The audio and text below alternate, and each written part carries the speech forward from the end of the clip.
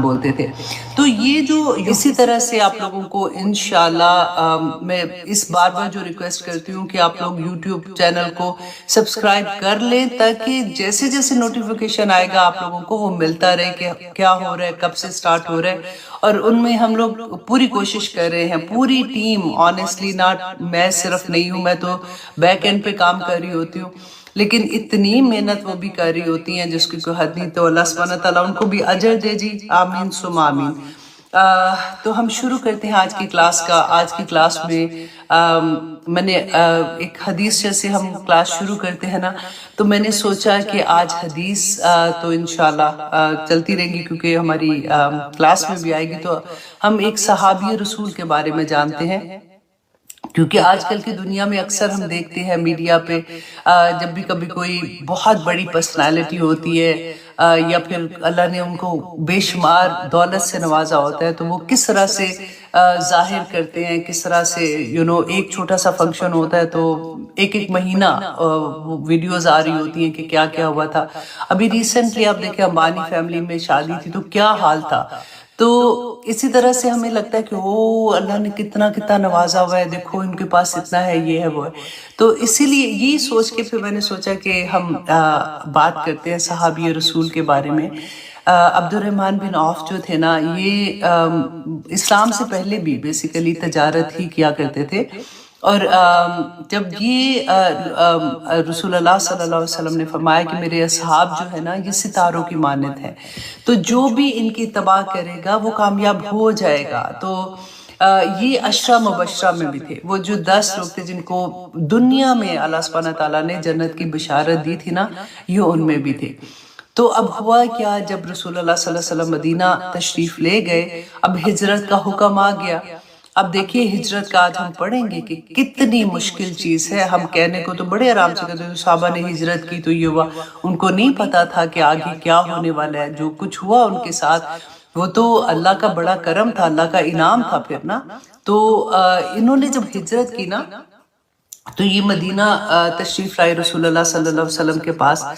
تو وہاں پہ رسول اللہ نے کیا کیا تھا کہ جو ہجرت کر کے آئے تھے لوگ, ان کا ایک انصار جو مدینہ کے لوگ تھے ان سے بھائی چارہ قائم کر دیا تھا. تو وہ بھی جب آپ ہسٹری پڑھتے ہیں, آپ میں سے اکثر نے پڑھا ہی ہوگا کہ کیا ان کے ساتھ مطلب ان کو کس طرح سے پھر اللہ سبحانہ تعالیٰ نے نوازا اور کس طرح سے انہوں نے قربانیاں دی. تو مہاجرین تو دیکھیں آج بھی آتے ہیں, ہم جانتے ہیں ہمارے اپنے ملک پاکستان میں بھی مہاجر آتے ہیں, یہاں پہ امریکہ میں بھی اسلامک کنٹری سے مہاجرین آتے ہیں. لیکن کیونکہ اگر سنت پہ عمل کریں تو پھر معاملہ ہی کچھ اور ہو جاتا ہے نا. تو ان کی جو تھے عبد الرحمن بن عوف جو تھے نا, ان کی بھائی چارہ قائم کیا رسول اللہ نے. حضرت سعد بن ربیعہ یہ مدینہ کے نا بہت امیر شخص تھے. جب حضرت عبد الرحمن بن عوف مدینہ آتے ہیں تو انہوں نے کہا کہ خود سے انہوں نے کہا کہ دیکھو میں ایک امیر ترین شخص ہوں مدینہ کا, اور میرے اتنے باغات ہیں, ان میں سے آدھے تم لے لو, میرے اتنی یہ جو بھی ان کی پراپرٹی تھی انہوں نے کہا کہ یہ تم آدھا لے لو. یہاں تک کہ انہوں نے کہا کہ میری 2 بیویاں ہیں, میں ایک کو طلاق دے دیتا ہوں اور جب وہ اپنی عدت پوری کر لے تو تم اس سے نکاح کر سکتے ہو. تو دیکھو مطلب جیسے ہوتا ہے نا کہ کس طرح سے انہوں نے ان لوگوں کی ہیلپ کی. تو عبد الرحمن بن عوف نے جب یہ سنا تو انہوں نے کہا کہ اللہ تمہارے مال میں, اولاد میں برکت دے, بیویوں میں برکت دے. تو مجھے یہ سب نہیں چاہیے, مجھے بازار کا راستہ دکھا دو. اب دیکھیں خالی ہاتھ کچھ نہیں ہے نا, تو کہتے کہ مجھے بازار کا راستہ دکھا دو. اور پھر انہوں نے یہ بھی پوچھا کہ مجھے بتاؤ کہ یہاں پہ کس چیز کی ڈیمانڈ ہے. تو انہوں نے کہا, کہتے کہ شروع میں انہوں نے بہت محنت کی, جیسے دودھ بیچنے کا بھی کام کیا, پھر کہتے ہیں کہ انہوں نے وہ جو دہی بیچنا اور پھر وہ گھی بنانا, اس طرح سے کرتے کرتے انہیں سمجھ آ گئی تھی بازار میں رہ کے کہ کس چیز کی ڈیمانڈ زیادہ ہے. تو ان کو یہ لگا کہ جیسے جانوروں کے گلے میں گھنٹیاں باندھنا ہوتا ہے نا, کیونکہ اونٹوں کے گلے میں بھی گھنٹیاں باندھ دی جاتی تھی, تو انہوں نے وہ کام شروع کیا. اللہ سبحانہ تعالیٰ نے اتنی برکتیں ڈالی, اتنی برکتیں ڈالی.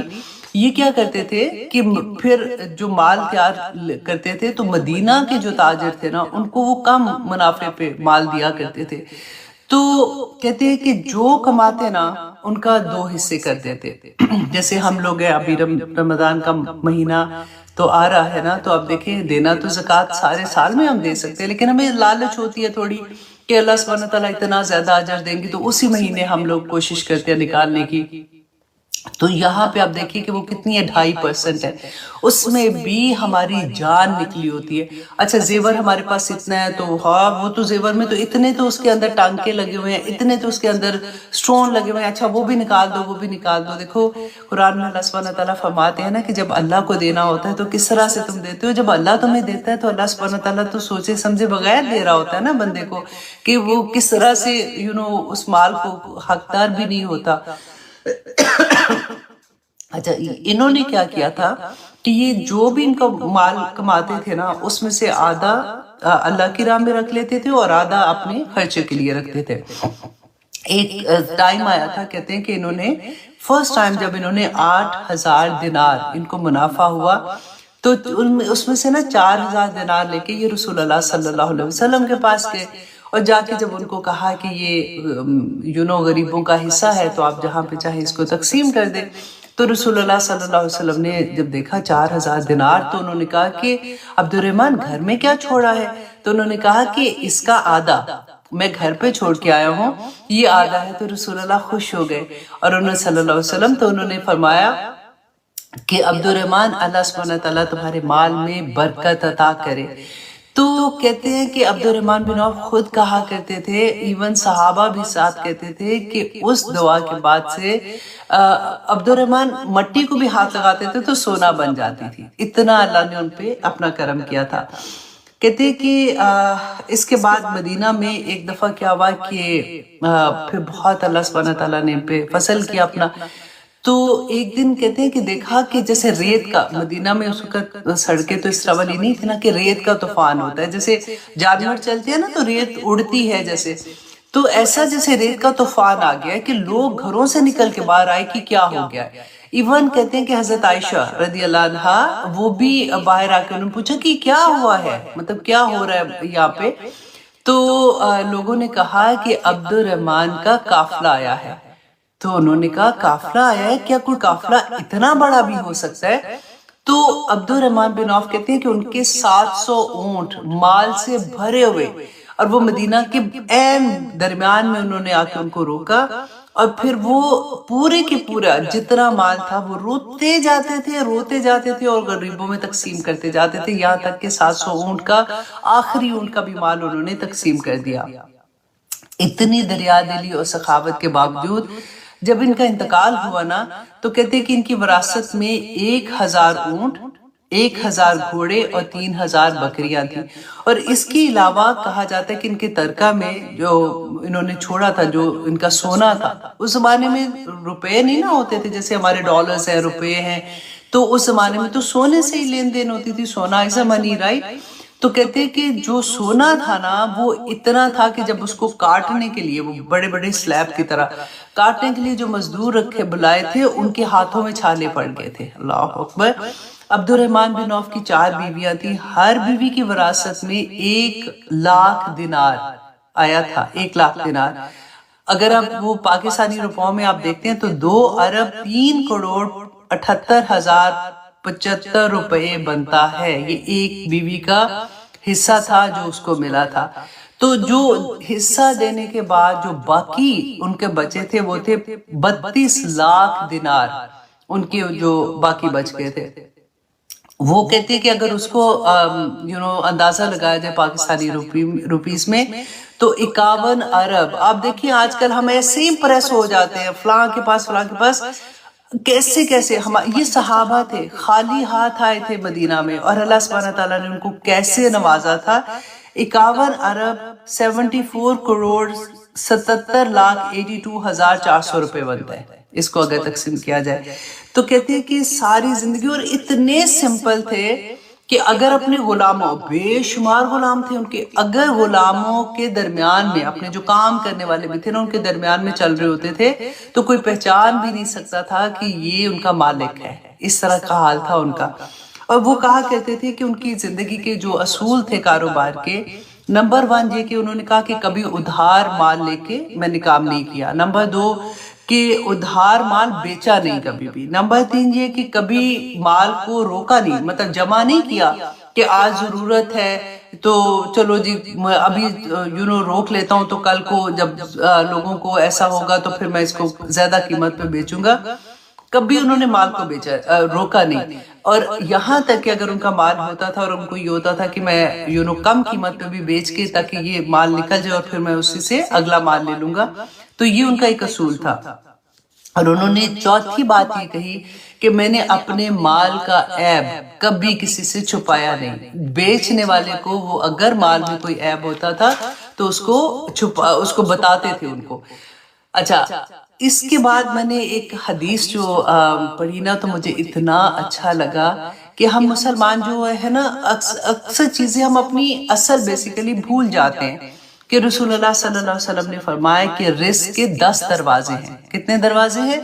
10 दरवाजे हैं। उनमें से 9 दरवाजे जो है ना, जो तजारत करते हैं, अपना बिजनेस खुद करते हैं, एंटरप्रेन्योर जैसे कहते हैं ना, खुद से कहते हैं। 9 दरवाजे रिस्क के जो है ना वो तजारत की वजह से खुलते हैं। बाकी एक जो है ना वो फिर सारे उसमें शामिल हो जाते हैं। नौकरी करना जो है ना वो एक्चुअली इस्लाम में कोई ज्यादा पसंदीदा चीज नहीं है। अल्लाह पाक हमें तजारत करने की तौफीक दे और इस्लामी असूल पर चल के तजारत करने की तौफीक दे, क्योंकि उसमें बड़ी बरकतें हैं।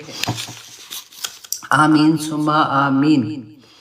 तो ये था, मैं कोशिश करती हूँ कि वंस इन अ वाइल मैं आपको कभी किसी सहाबा, कभी सहाबियात, और कभी इस तरह से मैंने बीच में आपको कुछ और भी टॉपिक्स पे बात की थी। तो आज मैंने कहा चलो अब्दुर्रहमान बिन औफ के बारे में बात करते हैं और देखते हैं कि इतने थोड़े अरसे में अल्लाह सुब्हानहू तआला ने कैसे, और ना सिर्फ ये एक सहाबी थे, बड़े बड़े सहाबियात, इंशाल्लाह मैं आपको उनके बारे में भी बताऊंगी।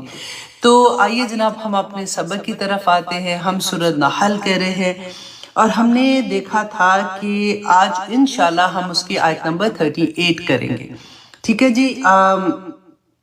हमने लास्ट क्या देख रहे थे कि अल्लाह सुब्हानहू तआला ने फरमाया कि अल्लाह हदायत नहीं देता, ला यहदी मन युदिल्लु, जो गुमराह कहता है, वमा हदायत नहीं देता उसे जिसे वो गुमराह करता है, वमा लहुम मिन नासिरीन, और उनके लिए कोई मददगार नहीं होता। तो अल्लाह किसको गुमराह करते हैं? अल्लाह सुब्हानहू तआला खुद तो गुमराह ऐसे नहीं करते ना।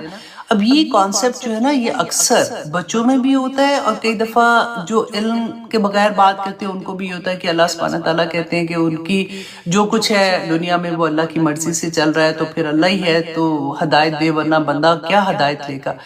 तो इस तरह की सेंटेंस हम अक्सर सुनते हैं। देखिए कायनात में, और एक दफा ये भी होता है कि कहते हैं कि जी फलां जगह पे जैसे पूरे के पूरा घर चोरी करके ले गया बंदा, तो कहते हैं जी कुछ छोड़ा तो नहीं, तो ये अल्लाह की मर्जी से क्या हुआ है कि अल्लाह सुब्हानहू तआला चाहते थे कि ये सारा कुछ हो जाए।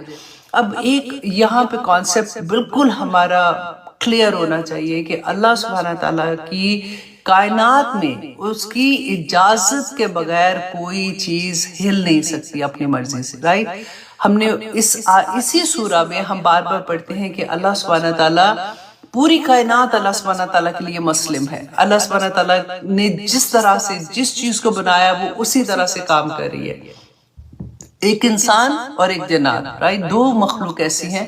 फरिश्ते भी आकल में आते हैं ना, लेकिन ये 2 मखलूक ऐसी हैं जो अपनी मर्जी के मुताबिक रास्ता चुनती हैं। अल्लाह सुब्हानहू तआला की इजाजत के बगैर कुछ नहीं होता। ये सेंटेंस बिल्कुल अपनी जगह पे रख के इस अगली बात को सुनिए।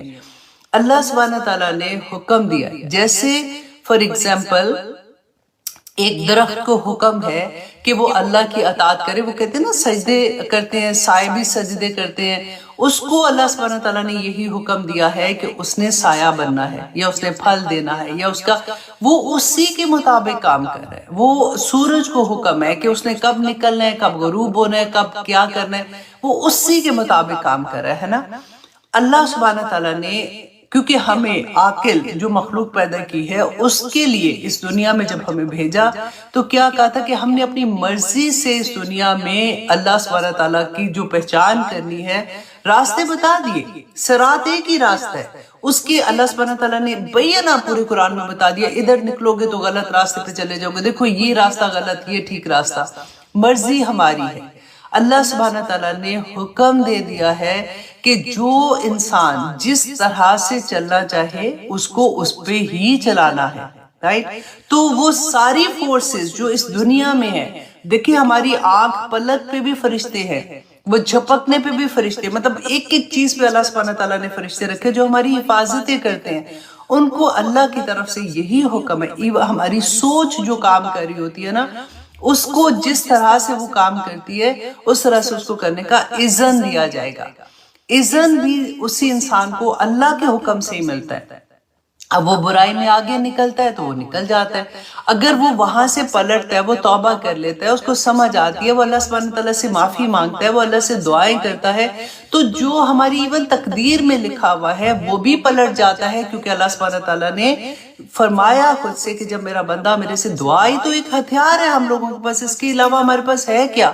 تو اسی لیے سجدے میں جا جا کے دعائیں مانگو، that is the most closest to the اللہ سبحانہ تعالیٰ۔ جب ہم دعا کرتے ہیں تو یہ ساری چیزیں ہمارے کانسیپٹ کلیئر ہونا چاہیے کہ جو کچھ ہم کرتے ہم اپنی مرضی سے ہیں، اللہ کی اجازت کے بغیر وہ مرضی بھی ادھر سے ادھر نہیں ہلتی ہے۔ تو I hope you understand my point. میں سوچ رہی تھی کہ میں کیسے یہ والی بات بتاؤں، کیونکہ اکثر لوگ یہ بات کرتے ہیں، تو یہ کانسیپٹ ہمارا کلیئر ہونا چاہیے۔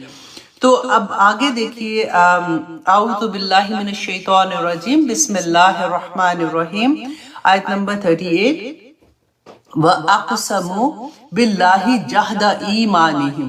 اب اللہ سبحانہ تعالیٰ یہاں پہ فرما رہے ہیں کہ وہ قسمیں کھاتے ہیں اللہ کی پکی قسمیں، جیسے زور لگا کے نہیں ہم کہتے پکی قسم کھانے والی، پکی دوستی، اس طرح سے پکی قسمیں کھاتے ہیں۔ کیا کھاتے ہیں؟ کہتے کہ لا یبعث اللہ، کہ نہیں اللہ اٹھائے گا، من یموت، جو مر جاتا ہے اس کو اللہ سبحانہ تعالیٰ نہیں اٹھائیں گے۔ اللہ سبحانہ تعالیٰ فرماتے ہیں بلا، ہاں ہاں کیوں نہیں، وعدن علیہ حقا، کہ اللہ کا وعدہ تو حق ہے، سچا ہے۔ اب اس کی ایک شان نزول یہ آتی ہے کہ ایک مسلمان تھا، اس نے مشرک سے کوئی قرض واپس لینا تھا، تو اس سے مطالبہ کر رہا تھا، تو اس نے یہ کہا کہ اللہ کی قسم جس سے میں مرنے کے بعد ملنے کی تمنا کرتا ہوں۔ تو مشرک نے کہا کہ کیا تیرا خیال ہے کہ مرنے کے بعد تو اٹھے گا واپس؟ تو اس نے کہا کہ ہاں کیوں نہیں۔ تو اس نے کہا کہ پھر اس نے قسم کھا کر یہ کہا کہ اللہ کی قسم مرنے کے بعد اللہ سبحانہ تعالیٰ نہیں اٹھائے گا۔ تو کہتے اس پر پھر یہ آیا نازل ہوئی تھی۔ اور پھر حدیث میں ہے، ابن عباس رضی اللہ عنہ بیان کرتے ہیں کہ اللہ سبحانہ تعالیٰ، رسول اللہ صلی اللہ علیہ وسلم نے فرمایا کہ اللہ سبحانہ تعالیٰ فرماتے ہیں کہ بندہ جو ہے اس نے مجھے، ابن آدم نے مجھے جھٹلایا، حالانکہ اس کو مناسب نہیں تھا کہ وہ مجھے جھٹلائے۔ اور پھر اللہ سبحانہ تعالیٰ نے فرمایا کہ ابن آدم نے مجھے گالی دی، اللہ اکبر، ابن آدم نے مجھے گالی دی حالانکہ اس کے لیے مناسب نہیں تھا کہ وہ مجھے گالی دے۔ جھٹلانا یہ ہے کہ اللہ سبحانہ تعالیٰ انکار کر دے بندہ کہ میں دوبارہ واپس نہیں اٹھایا جاؤں گا۔ الحمدللہ مسلمانوں کا یہ عقیدہ نہیں ہے۔ اور دوسرا یہ کہ مجھے گالی دینا یہ ہے کہ وہ اللہ کی یعنی میری اولاد بناتا ہے، اور الحمدللہ ہمارا یہ بھی عقیدہ نہیں ہے۔ تو اللہ سبحانہ تعالیٰ نے فرمایا کہ میری ذات پاک ہے اس سے کہ میں اپنے لیے بیوی یا اولاد بناؤں۔ اچھا، اب قسم جو ہے نا، اب اس کے بارے میں بھی ہم تھوڑا سا جان لیتے ہیں، کیونکہ ہماری زندگی میں یہ بہت بڑا کردار ادا کرتی ہے۔ دیکھیں، ایک تو وہ قسم ہے، اللہ سبحانہ تعالیٰ نے سورۃ البقرہ میں آیت نمبر 225 میں فرمایا لا یؤاخذکم اللہ باللغو فی ایمانکم، کہ اللہ تمہاری لغو قسموں پہ نہیں پکڑے گا، ولیکن یؤاخذکم بما کسبت قلوبکم واللہ غفور حلیم، کہ لیکن وہ پکڑے گا تمہیں کس پر؟ جو تمہارے دل نے، مطلب جو جان بوجھ کے نہیں ہوتا، ہمیں پتا ہوتا ہے کہ ہم جھوٹی قسم کھا رہے ہیں، اس پہ تمہارا مواخذہ اللہ سبحانہ تعالیٰ کرے گا۔ اور پھر اللہ سبحانہ تعالیٰ فرماتے ہیں کہ وہ تو بڑا بخشنے والا اور حلم والا بھی ہے۔ اب یہاں پر آپ دیکھیے کہ قسم، ایک تو وہ قسم ہے جو، کیونکہ عرب لوگوں میں نا یہ ایک رواج ہوتا تھا، واللہ واللہ، جیسے اکثر میں جب پڑھ رہی ہوں، تفسیر کر رہی ہوتی ہوں، تو اس طرح سے ایک ہوتا ہے کہ ایک عادت ہوتی ہے اور اس میں ایک زور پیدا کرنے کے لیے بندہ اس طرح سے کہتا ہے، تو اس پہ اللہ سبحانہ تعالیٰ نے فرمایا کہ کوئی پکڑ نہیں ہے۔ لیکن پکڑ کس کے اوپر ہے؟ جو آپ جان بوجھ کے، آپ کو پتا ہے کہ آپ نے جھوٹ بولا ہے اور آپ کسی پہ فار ایگزامپل الزام لگا ہوا ہے، یا پھر کسی بھی لیول سے آپ کو پتا ہے کہ قسم کیسے، جھوٹی قسم کیسے ہوتی ہے۔ لیکن امام مالک نے بڑی ڈر والی بات کہی، انہوں نے کہا کہ انسان کسی بات پر قسم کھائے اور جان رہا ہو کہ وہ جھوٹا ہے، گناہ گار ہے، اس طرح کرنے سے وہ کسی کو خوش کر رہا ہے، مطلب جھوٹی قسم کھانے سے وہ کسی کو خوش کر رہا ہے یا کسی کا حق مارنا چاہتا ہے، تو یہ عظیم گناہ ہے اور کفارہ اس کی تلافی نہیں کر سکتا۔ تو پھر کیا کرنا ہوگا؟ پہلے توبہ کر کے آپ کو 2 رکعت نماز نفل اللہ سبحانہ تعالیٰ سے وہ بات بولنی پڑے گی، وربلی بولنی پڑے گی کہ میں نے یہاں پہ یہ غلطی کی ہے، میں نے جھوٹی قسم کھائی تھی، اللہ سبحانہ تعالیٰ مجھے معاف کر دیں، اللہ سبحانہ تعالیٰ انشاءاللہ معاف کر دیں گے، دین کفارہ بھی دے دیں۔ اچھا، اب اس کا کفارہ کیا ہے؟ اس کا کفارہ جو ہے وہ یہ ہے کہ 10 مسکینوں کو کھانا کھلانا 2 وقت کا، ٹھیک ہے، ریگولر جیسے کھانا گھر میں کھاتے ہیں، 10 مسکینوں کو 2 وقت کا کھانا کھلانا، یا پھر 10 مسکینوں کو کپڑے آپ ان کو لے کے دیتے ہیں ریگولر جیسے کپڑے، ٹھیک ہے۔ اور ایک یہ بھی آتا ہے جو غلام کو آزاد کرنا، لیکن اب تو غلام ہے نہیں ہے نا۔ تو تیسرا انہوں نے کہا کہ تیسرا یہ تھا کہ 3 روزے رکھنا، اور یہ دیکھیں اس میں اتنی سختی ہے کہ اگر ایک روزہ آپ کا فار ایگزامپل اپنے 2 رکھے، آپ بیمار ہو گئے یا تیسرا نہیں رکھا، تو تیسرا اگر ساتھ نہیں ملایا نا تو واپس آپ کو 3 رکھنے ہیں، مسلسل 3 روزے رکھنے کا ہے، یہ اس کا کفارہ ہے۔ اور ایک حدیث میں آتا ہے کہ جو شخص قسم کھانا چاہے اسے چاہیے کہ وہ صرف اللہ کی قسم کھائے ورنہ خاموش رہے۔ پھر رسول اللہ نے فرمایا کہ خبردار اللہ کے سوا کسی اور کی قسم نہ کھاؤ۔ ہم اکثر سنتے ہیں نا، لوگ تو آرام سے میرے اللہ معاف کرے، جب کوئی اتنی بڑی مصیبت میں پھنساتے ہیں نا، یا سامنے کوئی ایسا ہوتا ہے تو پھر کیا کہتے ہیں کہ مجھے میرے بچوں کی قسم میں نے نہیں کہا، مجھے میرے فلاں کی قسم، اللہ معاف کرے۔ اتنی بڑی حدیث ہمارے سامنے ہے کہ رسول اللہ نے فرمایا کہ جس نے اللہ کے سوا کسی اور کی قسم کھائی اس نے شرک کیا، اور شرک کی معافی کوئی نہیں ہے نا، ہم نے کتنی دفعہ پڑھا ہے، اس نے شرک کیا۔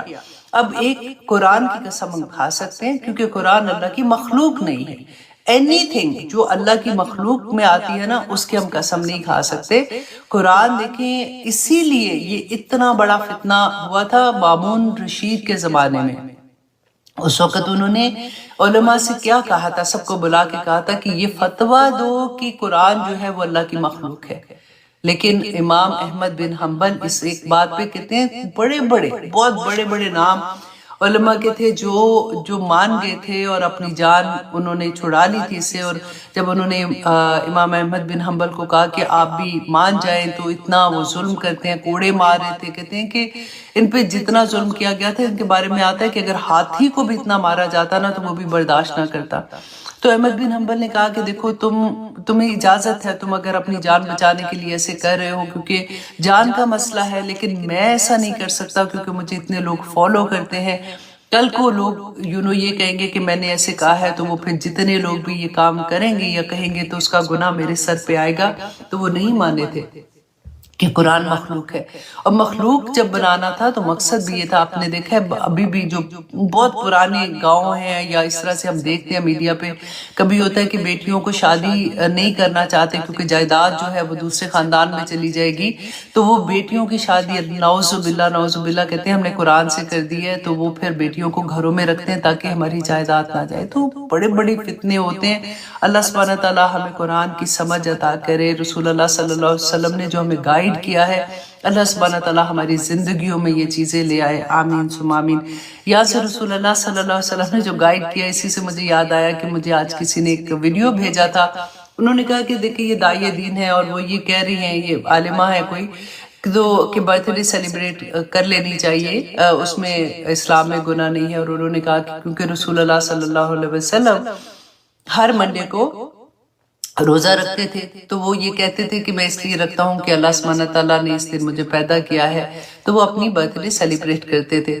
تو یہاں پہ میں بلکہ سوچ رہی تھی میں کہ ایک چھوٹا سا کلپ بنا دوں کہ یہ برتھ ڈے سیلیبریٹ ایسے سنت پہ عمل کرنا ہے نا، تو ایسے ہی سیلیبریٹ کرنا چاہیے۔ کہ اگر جس دن ہم پیدا ہوئے ہیں اس دن ہمیں روزہ رکھنا چاہیے، رسول اللہ کی سنت ہے. اور پھر جب روزہ کھول رہے ہیں تو آپ کیک کھا لیں، اور پھر اپنے فرینڈز کو بلانا ہے تو بلا لیں، اس میں کوئی غلط بات نہیں ہے.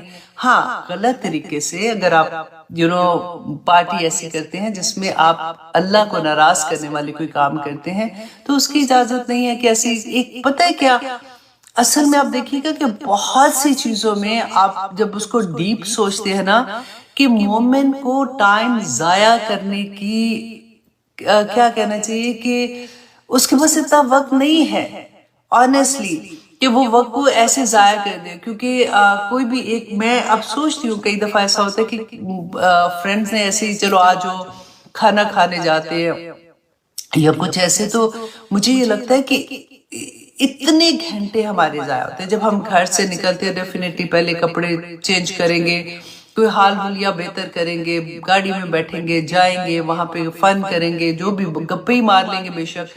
وہاں سے اٹھیں گے، پھر گھر آئیں گے، پھر تھکے ہوں گے، مشکل سے عشاء پڑھیں گے اور سو جائیں گے. تو اتنا وقت مطلب یہ، اور پتہ کیا یہ تقویٰ کے لیولز ہیں. میں نہیں ایکسپیکٹ کرتی ہوں، میں یہ نہیں کہتی ہوں کہ ہر ایک کو ایسا فوراً ہی ہو جانا چاہیے، اسپیشلی بچے جو ہوتے ہیں. لیکن ہماری عمروں میں آ کے تھوڑی سی ان چیزوں سے ویسے بھی دوری ہو جاتی ہے. ان میں کوئی فن بھی نہیں اتنا لگ رہا ہوتا. بندہ کوشش کر رہا ہوتا ہے کہ زیادہ سے زیادہ ایک فیملی کے اندر رہنا پسند کرتا ہے زیادہ باہر پھرنے سے. اینڈ دین آئی نو سیما آپ سن رہی ہوگی تو I'm not talking about you تو لیکن anyway میں یہاں پہ ختم کر دیتی ہوں اس سے پہلے کہ سیما بعد میں مجھے فون کر کے ڈانٹنا شروع کر دے. اچھا جی، ہم کیا پڑھ رہے تھے کہ وہ کہتے ہیں قسمیں کھاتے ہیں اللہ کی جہدہ ایمانہم، پکی قسمیں، لا یبعث اللہ من یموت، کہ اللہ ہرگز اس کو زندہ نہیں کرے گا جو مر جائے گا. تو اللہ سبحانہ تعالیٰ آگے جواب دیتے ہیں بلا کیوں نہیں، وعدن علیہ حقا، کہ اللہ کے ذمے ہے جو اللہ نے وعدہ کیا ہے نا وہ سچ وعدہ ہے.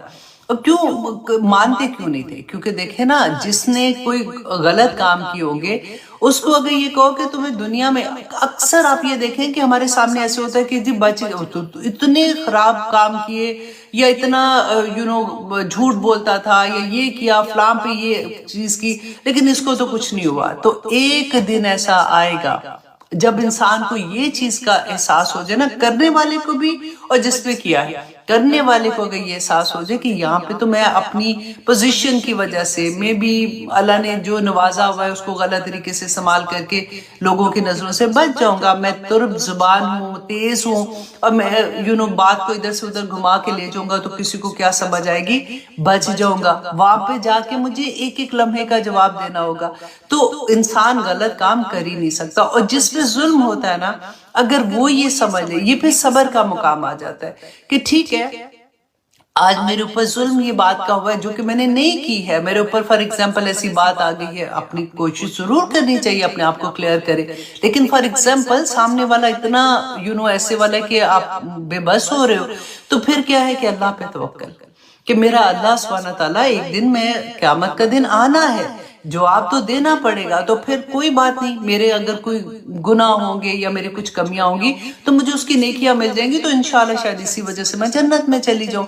تو دونوں طرح سے انسان پھر خیر میں رہ جاتا ہے. تو اللہ سبحانہ تعالیٰ فرماتے ہیں کہ اللہ کا وعدہ وَأَنْتَ الْحَقُّ وَوَعْدُكَ الْحَقُّ وَلِقَاؤُكَ الْحَقُّ وَقَوْلُكَ الْحَقُّ وَجَنَّتُ حَقٌّ وَالنَّارُ حَقٌّ. اتنی پیاری بات لگتی ہے کہ اللہ سبحانہ تعالیٰ کا تو ہر وعدہ ہی سچ ہے. کہاں پہ جا کے بندہ ایسا سوچے گا؟ لیکن اس سے پہلے اللہ پر یقین ہونا، اس سے پہلے رسول اللہ صلی اللہ علیہ وسلم کی ایک ایک بات پہ وہ کہتے ہیں نا تو پورے کا پورا ٹرسٹ کہ جو کچھ کہا ہے وہ حق ہے. تو پھر اس کے بعد کا یہ مقام آتا ہے. شروع میں تو سب سے پہلے وہی بات ہے کہ اللہ کی محبت مانگو، اللہ کی محبت مل جائے گی تو رسول اللہ صلی اللہ علیہ وسلم کی محبت ملے گی، رسول اللہ کی محبت ملے گی. تو دونوں چیزوں پہ، جو قرآن ہے اس پہ اور جو حدیث ہے اس پہ عمل کرنا تو بہت آسان ہو جائے گا. اور پھر جب آپ عمل کرو گے، کیونکہ وہ دونوں کی محبتیں آپ کے پاس ہے نا، تو پھر انسان اتنا کمپلیٹ ہو جاتا ہے، اس کو پھر کوئی فکر نہیں ہوتا کہ میرے ارد گرد کیا لوگ کہیں گے یا کیسے کہیں گے، کیونکہ اس کی نظر کچھ اور طرح سے کھل جاتی ہے. وہ لوگوں کو اس مقام پہ نہیں نہیں دیکھتا کہ ان کے کہنے سے میری زندگی پہ کوئی اثر ہونے والا ہے. وہ اپنی گاڑی کا ڈرائیور خود بن جاتا ہے. ہمارا جسم، ہم پوری گاڑی ایک چلتے پھرتے کار کی طرح نا. میری سوچ، میری فیلنگز، میری ہر چیز نا میں اپنی مرضی سے، مجھے پتا ہے کہ میرے رب کو کیا پسند ہے، میں اس کو کسی اور کو چلانے نہیں دوں گی. کسی اور کے لفظ مجھے بے چین نہیں کریں گے. یہ مشکل ہے، اس پہ وقت، اس پہ محنت کرنی پڑتی ہے، اس پہ سوچنا پڑتا ہے. رائٹ؟ جب آپ ایک دفعہ سوچ لیتے ہو نا اس طرح سے کہ میری زندگی، میں اپنے اللہ کے لیے اگر بک گئی ہوں تو میں کسی اور کی خاطر، یہ اللہ کی مخلوق ہے. اللہ نے اگر مجھے اولاد دی ہے تو وہ بھی اللہ کی مہربانی ہے، اللہ کی نعمتوں میں سے ایک نعمت ہے. میرا خامن، میرے ماں باپ، ان میں سے کوئی رشتہ، میرے دوست، یہ سب اللہ کی نعمتیں ہیں. اگر اللہ کی نعمتوں میں سے کوئی ایک نعمت مجھے بادر کر رہی ہے اس راستے پہ جانے پہ جہاں پہ میرا رب نے مجھے حکم دیا ہے اور میں خوشی سے چل رہی ہوں، تو آئی ڈونٹ کیئر. ٹھیک ہے، وہ اگر ناراض ہے، کیونکہ میرے دل میں ان کے لیے کوئی نفرت نہیں ہے، میں تو ان کے لیے بھی دعا کر رہی ہوں نا کہ اللہ ان کو بھی وہ دکھا جو مجھے دکھایا ہے، تاکہ ان کو بھی وہ لذت ملے جو مجھے مل رہی ہے. تو ان سے جب آپ کی نفرت نہیں ہوگی نا تو آپ کی آنکھوں میں، آپ کی باڈی لینگویج میں وہ غصہ نہیں ہوگا جو دوسرے کو آپ سے دور کرے گا. کہ دیکھا، وہ ہوتا ہے نا کہ جب الجھتا بندہ تو ایک تانا کی طرح کی آواز نکلتی ہے منہ سے، تو اس سے دوسرے سمجھتے ہیں کہ یہ اپنے آپ کو بڑی نیک سمجھ رہی ہے، تو وہ چیز بھی نہیں ہوگی. وہ پھر دوسروں سے محبت ہو جاتی ہے کہ یا پاک پروردگار میرے لو ونس کو بھی یہ سکھا دو جو مجھے سکھایا، ان کو وہ فیلنگ عطا کر دو جو مجھے فیلنگ عطا ہوئی ہیں. تو پھر سارے خیر میں آ جاتے ہیں. پتہ نہیں کب ہوگا، یہ نہیں پتا، لیکن چاہت تو ہوتی ہے نا.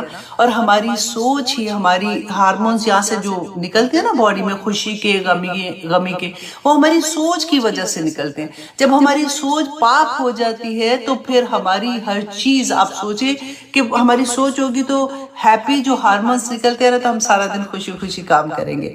انشاءاللہ مشکل ہے، ناممکن نہیں ہے، لیکن اس پہ کام کریں گے تو اللہ سبحانہ تعالیٰ نے مومن اور مومنات کی جو نشانیاں بتائی ہیں نا وہ یہی ہیں. اللہ سبحانہ تعالیٰ ہمیں توفیق عطا کرے، کیونکہ اللہ سبحانہ تعالیٰ ہی فرماتے ہیں وَلَكِنَّ أَكْثَرَ النَّاسِ، لیکن اکثر لوگ لا يَعْلَمُونَ، نہیں جانتے ہیں. اکثر لوگ یہ نہیں جانتے کہ قیامت کے دن ان کو واپس اللہ کی طرف لوٹ کے آنا ہے. اللہ کا وعدہ سچا ہے. تمہارا ایک ایک لمحہ جو تم اس دنیا میں گزار رہے ہو، اللہ کے سامنے تمہیں اس کا جواب دینا ہے کہ تمہیں جس مقصد سے بھیجا تھا، تمہیں جس مقصد کے لیے ہائر کیا تھا. فار ایگزامپل، آپ جاب پہ ہائر ہوتے ہو تو باس تو پوچھے گا نا اگر آپ نے پراپر کام نہیں کیا ہوگا، اگر آپ نے اپنے ٹائم لیمٹ پہ اپنا جو بھی اس نے آپ کو کوئی اسائنمنٹ دیا ہوا تھا وہ آپ نے کمپلیٹ نہیں کیا، تو پوچھے گا نا کہ یہ کیوں نہیں کیا.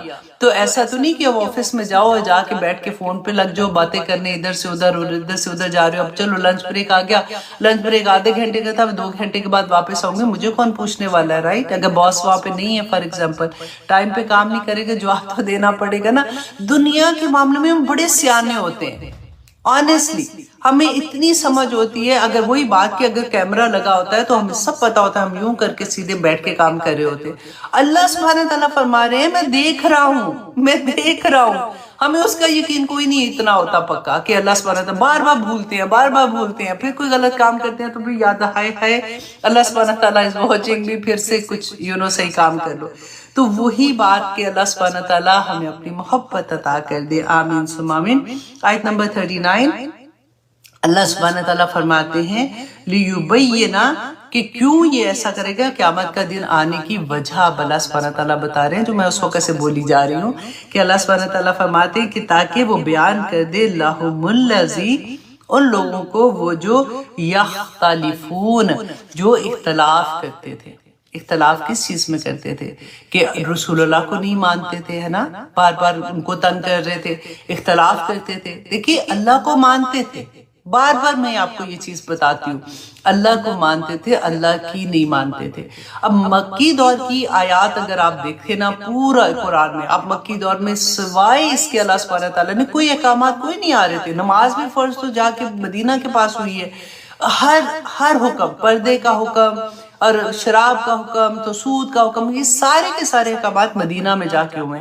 13 سال مکہ میں رسول اللہ صلی اللہ علیہ وسلم واز ان مکہ، اور مکہ کے اندر کتنے بت تھے نا، رسول اللہ وہاں پہ جاتے تھے، دعائیں کرتے تھے، لیکن وہ اس وقت وہ اس سچویشن میں نہیں تھے کہ وہ بتوں کو نکال سکتے۔ بت کب وہاں سے نکلے؟ جب فتح مکہ ہوئی ہے، اس سے پہلے تو وہاں پہ بت ہوتے تھے۔ مشرکین مکہ سمجھتے تھے ان سے زیادہ کوئی نیکی کوئی نہیں، کہ اللہ کے گھر کی عبادت تو وہ کرتے، اس کی حفاظت کرنے کے لیے اس کے رکھوالے تو وہ ہیں، چابیاں ان کے پاس ہے۔ تو یہ نئے مسلمان آگے یہ کہتے ہیں کہ ہم اللہ کے زیادہ چہتے ہیں۔ اللہ اکبر، ایسے ہوتا ہے۔ دیکھیں اللہ سبحانہ تعالیٰ نے پھر یہاں پہ جو ظاہر کیا کہ قیامت کا دن جب آئے گا تو حق کا فیصلہ اس دن ہوگا۔ جو کچھ ہے اگر قرآن کو نہیں مانتے تو پھر تو پھر ان کی اپنی زندگی ہیں، پھر ان کی جو نیکیاں تھیں نا مشرکین مکہ کی، آج بھی جو ڈر کیا ہوتا ہے کہ قرآن نہیں کھلا زندگی میں، قرآن نہیں جانتے ہو، ادھر سے سن لی نیک بات، ادھر سے سن لی، اپنے آپ اندر بلٹ ان نیکیاں جو ہے اس کے مطابق اپنی زندگی گزار لی۔ تو مشرکین مکہ بھی تو یہی کر رہے تھے، اور کیا کہہ رہے تھے؟ ان کے بھی جو بڑے بڑے، ان کے کیا بزرگ نہیں تھے؟ ان کے بھی جو ابو جہل تھا اس کا نام ابو الحکم تھا، وہ بڑے بڑے فیصلے کرتا تھا، ان میں بھی نیک لوگ ہوتے تھے۔ جو خانہ کعبہ میں پہلا بت لے کے آیا تھا وہ کون تھا؟ جو عمر بن لوئی، رائٹ، عمر بن لوئی، تو وہ کون تھا؟ ان کا نیک بندہ، ان کا جیسے عالم دین ہوتے ہیں نا، اس طرح کا تھا۔ اب وہ انہی کے پیچھے لگتے کہ اگر یہ کر سکتا ہے تو مطلب اس نے ٹھیک ہی کیا ہوگا، ہم نے تو کیونکہ پتہ کوئی نہیں ہے۔ اب ابراہیم علیہ السلام کے بعد، اسماعیل علیہ السلام کے بعد تو اتنے سال ہو گئے تھے، اتنے قریب سال تو ہمیں رسول اللہ صلی اللہ علیہ وسلم کے بعد ہو گئے۔ اور ہم بھی کیا کوشش کریں، قرآن کو مضبوطی سے تھام لیں، حدیث کو مضبوطی سے تھام لیں، کہ ہماری زندگی میں کوئی ایسی چیز نہ آئے۔ کیونکہ ادھر ادھر دیکھتے ہیں تو ہم بھی سوچتے ہیں اچھا اس نے ایسے کیوں کیا، یہ تو لگ رہی ہے یہ تو پریکٹسنگ مسلمان لگتی ہے، تو پھر بھی یہ ایسا کام کر رہی ہے۔ کتنے لوگوں کے بارے میں آپ کو جب بات کرتی ہوں، they are involved in the مسجد کی کمیٹی میں ہے، لیکن جب وہ نیو ایئر کی پارٹی کریں گے تو اللہ اکبر، کہ امریکن کیا پارٹی کریں گے، اور وہ ساری چیزیں میں نام نہیں بولنا چاہتی ہوں، وہ سب پینا پلانا ہوتا ہے جو ان کی پارٹیز میں ہوتا ہے، اور وہ مسجد میں بھی انوالو ہے۔ یہ جو ایسی والی چیزیں ہوتی ہیں جو میں کنفیوز کر کے رکھ دیتی ہوں، ہائی اتنا بڑا نام ہے، پیسہ بھی ہے، گھر بھی اتنا بڑا، گاڑیاں اتنی بڑی، مسجد میں بھی انوالو ہیں، دیکھو کتنے نیک ہیں، نمازیں بھی پڑھنے جاتے ہیں، اور ساتھ ایسی چیزیں بھی کر رہے ہیں۔ یہ ہماری آنکھوں کے سامنے ہو رہا ہے آج کل۔ بچہ حافظ قرآن ہے، الحمدللہ ثم الحمدللہ، سارے ایسے نہیں ہیں، الحمدللہ بہت اللہ کا کرم ہے، تبھی تو دنیا چل رہی ہے، اور زیادہ تر لوگ اچھے ہوتے ہیں۔ لیکن اس کے ساتھ ساتھ اگر جا کے وہ لاس ویگس میں بھی جاتا ہے، کوئی بات نہیں، اب کیا دنیا نہیں ہے ساتھ اللہ سبحانہ تعالیٰ نے رکھی ہوئی؟ تو یہ چیزیں ہماری زندگیوں میں چل رہی ہوتی ہیں۔ تو قرآن ہمیں راستے میں، جیسے ہوتا ہے نا، ماں نے کیا روکنا ہے، آنیسٹلی ماں تو بعد میں ڈر کے بیچاری چپ ہی ہو جاتی ہے کہ بچے ماں سے بھی بڑے ہو جاتے ہیں۔ قرآن ہمیں جگہ جگہ روکتا ہے، بتاتا ہے رکو، دیکھو، ایسے نہ کرنا، ایسے نہ کرنا، کیونکہ آخرت میں حساب ہے۔ اللہ سبحانہ تعالیٰ فرماتے ہیں تاکہ جو اختلاف ان کے دنیا میں تھے، قیامت کے دن اللہ سبحانہ تعالیٰ اس کا فیصلہ کر دے گا۔ تو یہ دنیا میں سوچ لو، اگر کوئی بھی، یہ تو اختلاف اسلام کے بارے میں آپ کو بتا رہی ہوں، دین کے بارے میں بتا رہی ہوں، اگر گھر میں کوئی اختلاف ہے، بچی کی فار ایگزامپل نئی نئی شادی ہوئی ہے، سسرال میں گئی ہے، اب تو سسرال والے ویسے بہت اچھے ہو گئے، لیکن فار ایگزامپل ہر جگہ پہ تو فرق ہوتا ہے نا۔ اگر کوئی مسئلہ ایسا آ رہا ہے کہ وہ نہیں بتا سک رہی، نہیں کہتی بھی ہے، کوئی ماننے کو تیار نہیں، ایون ہسبینڈ تنگ کرنے والے کئی دفعہ ہوتے ہیں، اور ایون بیویاں بھی ہوتی ہیں ویسے، ادھر بھی تو نہیں فیصلہ ہو پا رہا کہ کیا ہے کیا نہیں ہے، پھر دوسری پارٹی کے لیے میں یہ کہوں گی کہ صبر۔ دیکھیں ایک دن آئے گا، اور آگے آپ دیکھیں گے، اتنی پیاری بات اللہ سبحانہ تعالیٰ فرماتے ہیں، دنیا میں اللہ سبحانہ تعالیٰ دکھاتے ہیں، ہمیں پتہ ہے کیا ہوتا ہے، اچھا آخرت میں دکھائیں گے، پتہ نہیں آخرت میں کیا ہوگا، ہم دیکھ بھی سکیں گے کہ نہیں، دنیا میں بھی دکھاتے ہیں اللہ سبحانہ تعالیٰ۔ بس صبر، اللہ سے مانگو، اللہ سبحانہ تعالیٰ انشاءاللہ دے گا۔ اور فی اس میں اچھا میرے نوٹس کے اتنے لمبے پیپر ہیں، اللہ اکبر، اعوذ باللہ من الشیطان الرجیم۔ اچھا، وَلِيَعْلَمَ الَّذِينَ، تاکہ جان لے وہ لوگ جنہوں نے کفروا، کفر کیا۔ اچھا جی، اب یہ کیا ہوا ہے، یہ تو اوکے ٹھیک ہو گیا۔ اچھا جی، وَلِيَعْلَمَ الَّذِينَ كَفَرُوا، اور تاکہ جان لے وہ لوگ جنہوں نے کفر کیا تھا، إِنَّهُمْ كَانُوا كَاذِبِينَ، کہ وہ جھوٹے تھے۔ تو अल्लाह सुब्हानहू तआला इंशाल्लाह क़यामत के दिन सब फैसले कर देंगे कि कौन सच्चा था कौन झूठा था। क़यामत के दिन सब कुछ बैना नजर आ जाएगा। अक्सर लोग ये कहते हैं कि क़यामत के दिन कोई किसी को नहीं पहचानेगा, तो फिर क्या कोई पहचानेगा? तो मैं कहती हूँ हाँ पहचानेगा, बिल्कुल पहचानेगा। क्योंकि देखिए कई दफा होता है ना कि एक चीज आप बयान की जाती है कि क़यामत के दिन कोई इतनी अफरा तफरी होगी और इतनी दहशत होगी, कोई किसी को नहीं पहचानेगा। वो फर्क तरह की बात को एक्सप्लेन किया गया होता है। अब यहाँ पे देखें उस दिन मतलब पहचानने का ये होगा कि अगर कोई नेकी लेने आ रहा है तो कोई किसी को नहीं देगा, वो कहेगा कि मैं तो खुद अभी इम्तिहान में फंसा हूँ, मैं पास तो अभी मुझे नहीं पता मैंने पास होना है कि नहीं। लेकिन जहाँ पे अल्लाह सुब्हानहू तआला ने फरमाया कि नामा माल दाएं हाथ में आएंगे जिनके नेक अमल होंगे। अब देखिए शुरू से ही आप देखिए कि कब्र से लेके अब जान निकलने से लेके, फॉर एग्जांपल हम उस वक्त हम इस दुनिया से जा रहे होते हैं, वहां पे से लेके तो पता चलना शुरू हो जाता है। जान लेने जो फरिश्ते आते हैं, अगर नेक रूह है तो प्यारे कपड़ों में और तसल्लियां देते हुए फरिश्ते, अगर बुरी है तो फिर वो मारते हैं और कहते हैं निकलो इस जिस्म से, तुम खबीस रूह हो और तुमने ये कुछ किया, तो वहां से पता चल जाता है। फिर कब्र के अंदर जाके जन्नत की खिड़की खुलती है या दोजख की तरफ की खुल जाती है, पता चल जाता है। फिर इम्तिहान में फिर जो हमने पुल सरात से गुजरना है उधर पता चल जाता है। नूर इंसान के साथ होगा, अल्लाह सुब्हानहू तआला ने फरमाया ना कि नूर जो इंसान के अमाल का नूर होगा, अब जैसे अमाल होंगे वैसा नूर होगा। पुल सरात पर पार करना कोई आसान है। उसके बाद इम्तिहान, कमरा इम्तिहान में फिर पहुंच जाएंगे, वहां पे नामा माल अगर दाएं हाथ में आएंगे तो पास हो जाएंगे, बाएं में आएंगे तो फेल होने वाली बात है। अभी इम्तिहान कोई नहीं हुआ, अभी तो अल्लाह के पास भी नहीं गए, पीछे से ही ये सारा कुछ हो रहा है। तो उसमें अल्लाह सुब्हानहू तआला ने 30 पारे में क्या कहा है कि जिनका नामा माल दाएं हाथ में आएगा वो खुशी से छलांगे लगाते लगाते अपने घर वालों की तरफ जाएंगे और उनको खुशखबरी देंगे कि मैं पास हो गया। और जिनके नामा माल बाएं हाथ में होंगे नौजुबिल्ला, तो वो उस वक्त रोएंगे और ये कहेंगे कि काश कि मैं दुनिया में जब अपने अहल, क्योंकि ये आदमियों की बात हो रही थी, कि अपने अहल के पास आता तो मुझे ये पता होता कि मैं, मतलब इसमें मैं मफहूम बता देती हूँ क्योंकि लंबी सूरा है ये, कि जिसमें वो ये कहते हैं कि मैं घर आता था तो मैं तो चैन से सो जाता था, मेरी बीवी मेरे बच्चे किस हाल में बाहर निकल रहे हैं अल्लाह के अहकाम, क्योंकि वो कवाम था घर का, उसमें बनता था कि वो ये देखे कि मेरे घर वाले क्या कर रहे हैं। देखे तरबियत माँ बाप दोनों का काम है, लेकिन कवाम की एक अपनी जिम्मेदारी भी है।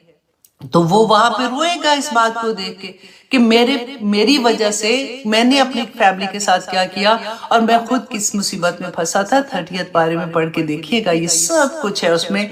अल्लाह सुब्हानहू तआला फरमाते हैं इन्नमा, कि बेशक, अब यहाँ पे जवाब अल्लाह सुब्हानहू तआला मुशरिकीन को दे रहे हैं, इन्नमा कौलना, कि उनको ये लगता था ना कि लोग क़यामत कैसे आएगी, इतना ये जो मैं आपको पूरा हिसाब किताब बता, लो ये ऐसे इतना मुश्किल काम, हम इतने से तो हम इंसान है, एक ठा करके कोई डराता है तो हम डर जाते हैं, तो कहाँ हम यहाँ से गुजर के फिर आगे पहुंच रहे होंगे, फिर जिंदा भी रह रहे होंगे, तब कैसे होगा।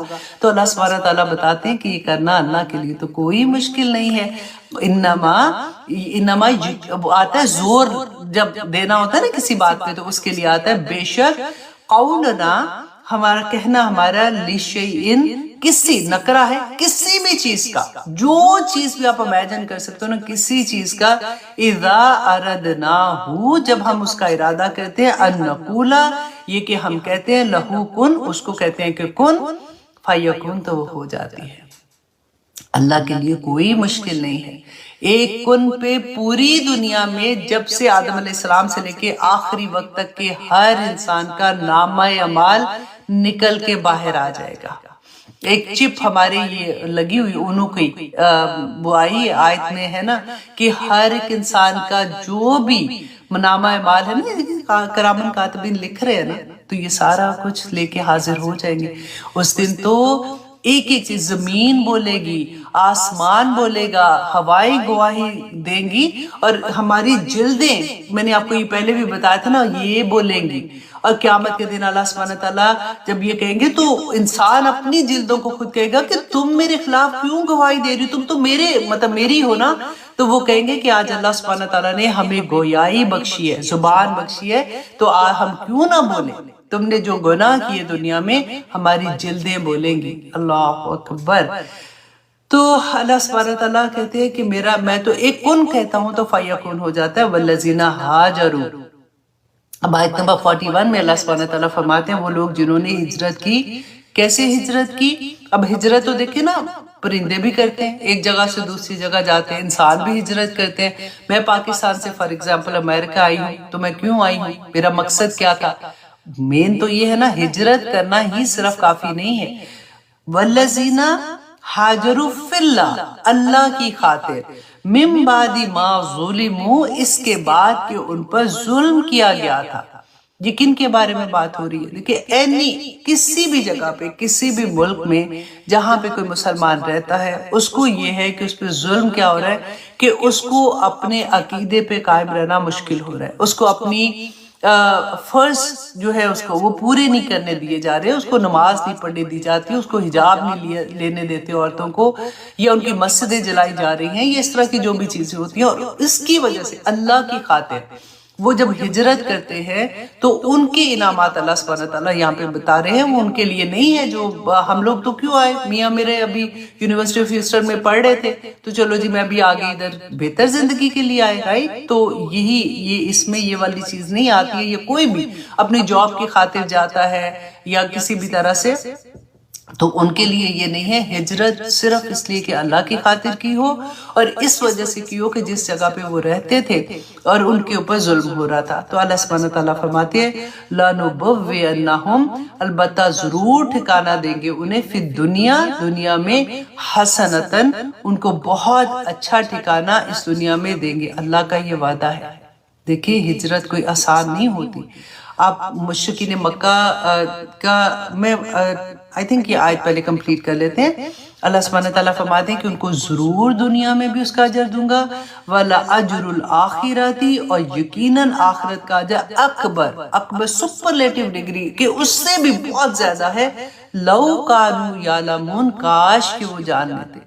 دیکھیں مسلمانوں کو جب مدینہ میں ہجرت کرنے کا حکم آیا تھا نا، یہ آیا بیسیکلی تب تھی جب ہجرت حبشہ مسلمانوں نے کی تھی، اور اس کے بعد جب مسلمانوں کو مدینہ میں ہجرت کرنے کا حکم آ گیا تھا تو پورا نہ پتا تھا جس جگہ ہجرت حبشہ میں. آپ دیکھیں نہ پتہ ہی نہیں کہ کہاں جا رہے ہیں، کیسے جا رہے ہیں، اگر فیملی ساتھ ہے تو کھائیں گے کہاں، تو رہیں گے کہاں. تو جس جگہ پہ رہنے، آپ دیکھیں اس زمانے کا رواج کیا تھا کہ جو قبیلہ تھا نا، اگر قبیلہ سے کٹ کے تو آپ بالکل ایسے ہوگے کہ آپ اکیلے، مطلب کوئی قبیلے کی جو وہ ہوتی تھی نا پروٹیکشن ہوتی تھی وہ بہت اسٹرانگ ہوتی تھی. اس کے علاوہ تو بندہ پھر گیا کام سے والی وہ بات ہوتی تھی. تو قبیلہ چھوڑنا، اپنے لو ونز کو وہاں چھوڑ کے جانا، اپنا کاروبار چھوڑنا، اور کیوں؟ صرف اس لیے کہ میرا دین قائم رہ جائے، میرا اللہ مجھ سے راضی رہ جائے، میں جو کام، مجھے جو حکم ہے اللہ کی طرف سے میں وہ پورے کر سکوں.